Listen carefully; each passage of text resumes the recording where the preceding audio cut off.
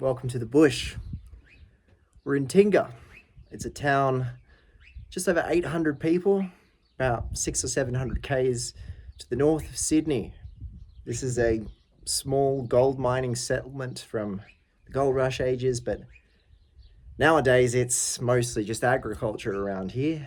It is true, pure-blooded Australian bush.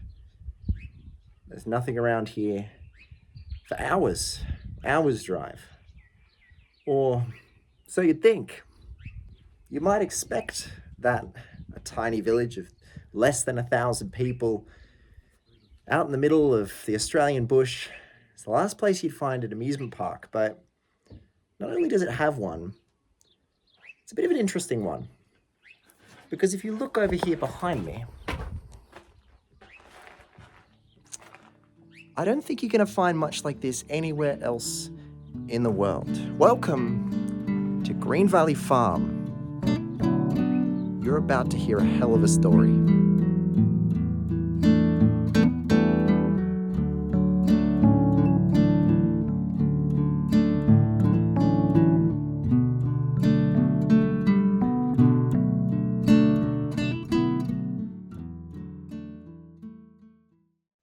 So my name's Braden Vickery. I'm the eldest grandson of the original park owners at Green Valley Farm.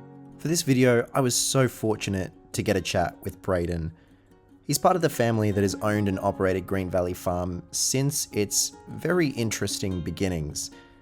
I wanted to give him an opportunity to tell the story of the park in his own words, because this place is very important to a lot of people. Myself included. In fact, this video is a bit of a passion project because I grew up around the Green Valley Farm area and I know how special it is to a lot of people.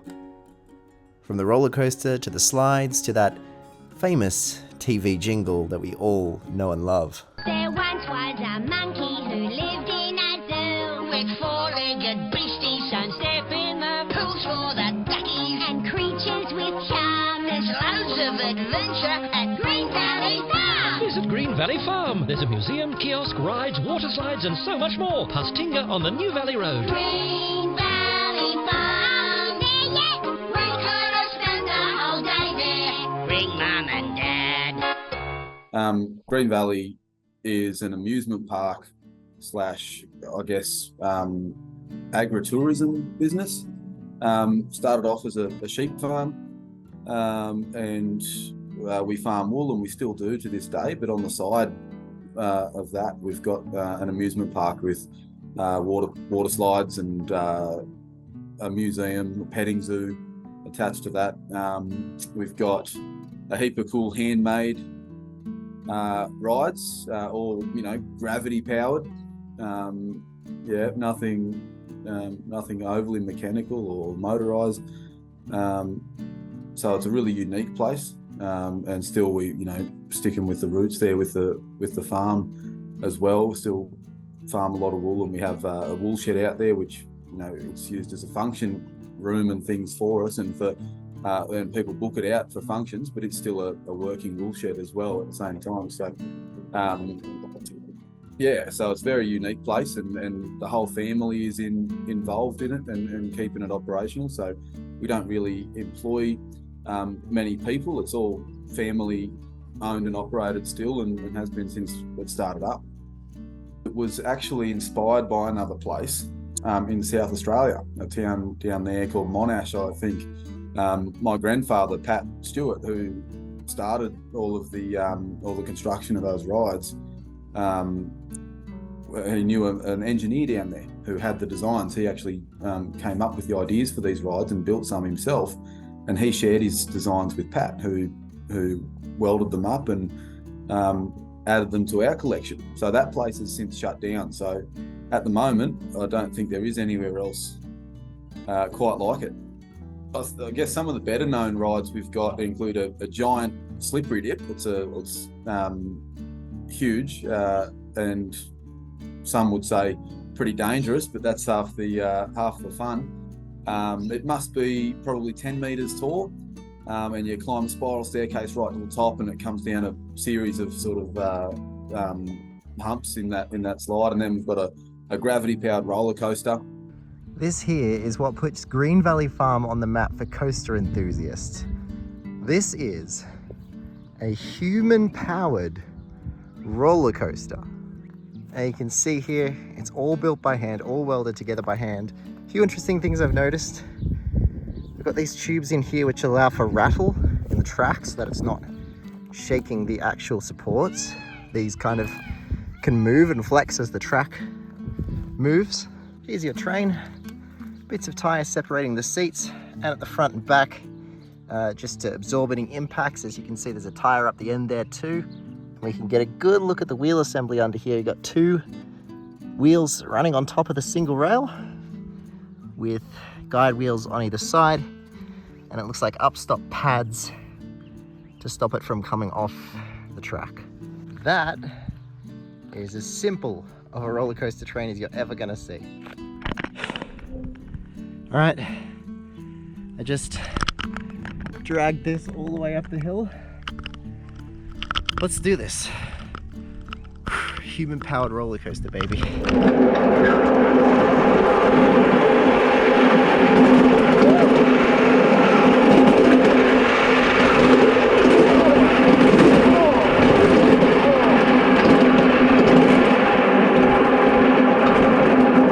That's not good for the other side.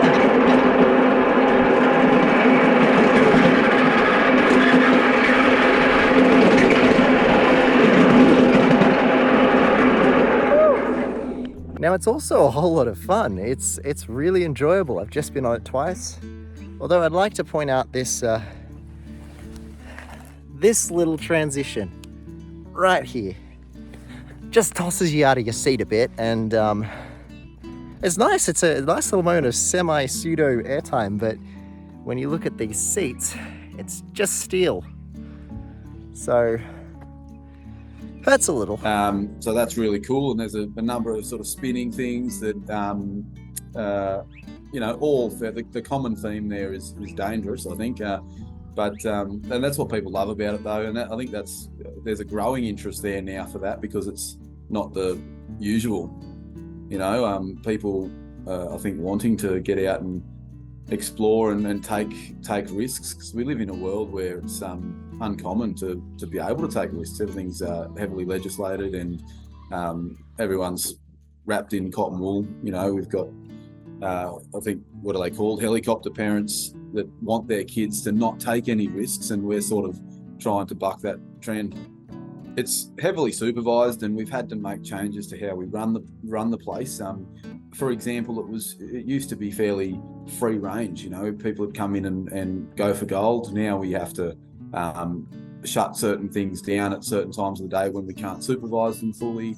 It's become more expensive to insure it, which is happening all over the world. I know talk that jumping pillows, we have a jumping pillow out there as well. There's talk that they will be banned in caravan parks and things, just because people can't afford to pay the insurance premiums on some of that sort of stuff. So it's become quite expensive, and it's been a challenge for us. We typically speaking, we've charged guests out there more or less running cost.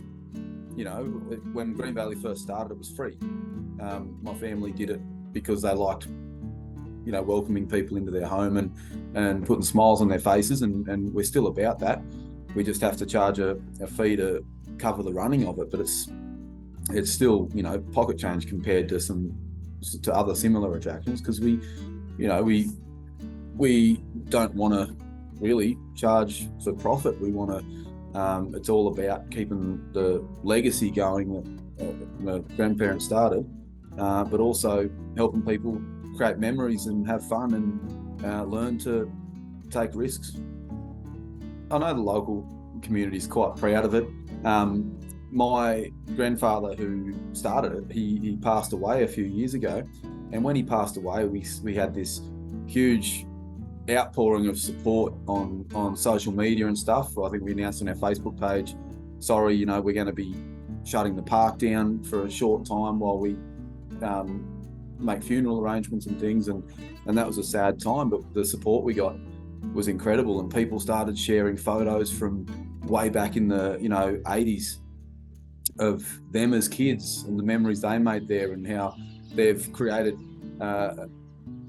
they've created family traditions where they take their own kids there and create the same memories. And it's so it's a special place for a lot of people in our community. But in saying that, some of these memories were coming in from all over the country, so it was incredible to see that. And we're also involved. I know, we're involved in our local community, Tingara, as much as we can. We get behind the local footy team. I myself am a part of that, and my sisters play footy there, and we throw our support behind that, and we bring the team out to Green Valley, and we have functions and things out there. So we try and stay involved, but the community's involved there with us. So it makes me pretty proud to talk about it, because we've had to, it's hard work, but we pull together, and it's me, my sisters, my aunties, my cousins, uncles, and my grandparents. My grandmother still calls all the shots out there,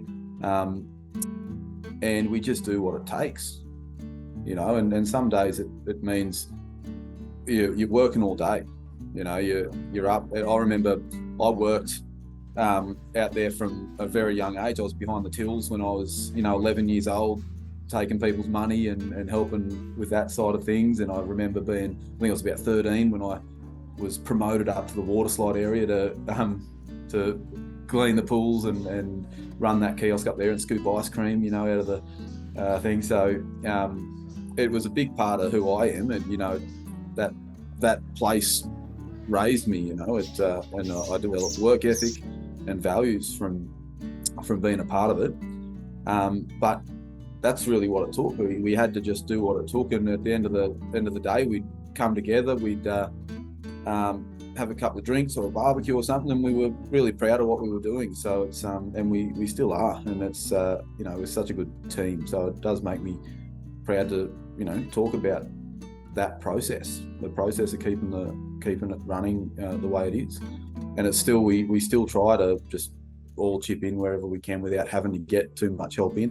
And we've got some great friends too, really close friends and neighbours and local people that have been able to come in and help out, and they become part of the family as well. Tingara's a little town, probably 700 to 800 people at the moment, near Inverell. So it's I guess one of the most well-known towns nearby might be Armidale. So we're about an hour and a bit from Armidale, and Tingara started as a mining community, a huge Chinese population, and it was a lot busier than it is these days. One thing you notice when you drive through Tingara is all the original old buildings. People comment on it all the time. There's a lot of beautiful architecture when you drive into town. It's just all the rusty tin roofs that have been there since those people were mining tin in the area. So it's again, just like Green Valley, it's a unique place because it's unchanged. It's almost like, except for the bitumen on the roads, you drive down the main street and it's like taking a step back in time. So one last question: if someone's seen this video and their interest has been sparked, where can they find out more if they want to pay a visit to Green Valley Farm? Definitely online. We've got a strong presence on Facebook. So search Green Valley Farm on there, and there'll be a page there with, I haven't counted recently, but well over 20,000 followers on there. The internet, greenvalleyfarm.com.au. We'll get you more info there as well. Contact details, all the info you need to book accommodation. So we've got cabins, small cabins, deluxe cabins, powered camping sites, bunk rooms for big groups. We get a few, we get family reunions and things, and they'll book out 60 beds in our bunk rooms and make a great event of it. So lots of options there. Instagram, there's an Instagram page, Green Valley Farm Tingara, and it will have contact details and everything there too. So yeah, take your pick. Oh, there really is so much to talk about. When I sit down with people who who might be staying out there, or even friends. They always have so many questions, and you can talk about it for hours. But look, it really is the strength of, I think, my family and my grandparents at the start. My grandmother and grandfather, when they bought the property as a sheep farm, they went through some tough times, lost a daughter. So my auntie Irene, when she was only 15 years old, and I think it sort of grew from there. It was something Irene talked about. From what I understand, she used to talk about the potential of Green Valley. I think Nan used to have holiday kids from the city come and stay there, and they, got a real kick out of it. And Irene used to talk about building that up. And so when she passed away so young, I think it became a bit of a passion project for my grandparents to see that wish fulfilled. And there's been plenty of tough times since, and we just keep taking them as we always have, and that's been ingrained in my DNA, and I am very thankful for that. Yeah.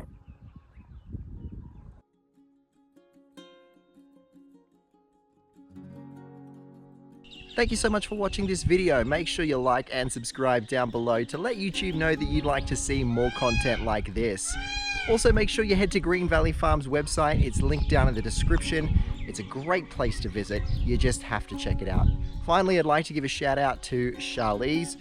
This week she bought me this drink. It's absolutely stinking hot out here in the bush today, so I really appreciate having a nice cold drink. If you'd like to support the channel financially by either buying me a coffee or by becoming a member, we're going to be doing giveaways with park merch every time I visit a park. We got this lovely Green Valley Farm sticker here. There's going to be plenty more of that, as well as exclusive content. Just follow the link down in the description as well. Don't forget to join the Discord server, like, comment, and subscribe. And I will catch you all in the next video. See you later.